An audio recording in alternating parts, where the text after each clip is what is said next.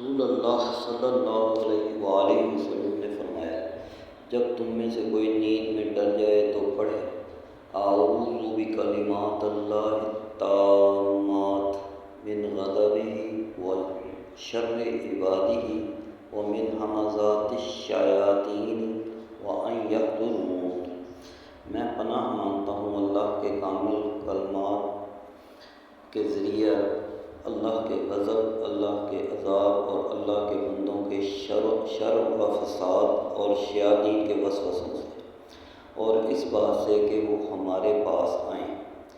یہ پریشان کن خواب اسے کچھ نقصان نہ پہنچا سکیں گے۔ حضرت عبداللہ بن عمر رضی اللہ تعالی عنہما اپنے بالغ بچوں کو یہ دعا سکھا دیتے تھے، اور جو بچے نابالغ ہوتے تھے ان کے لیے یہ دعا کاغذ پر لکھ کر ان کے گلے میں لٹکا دیتے تھے۔ سنن ترمذی حدیث نمبر 3528۔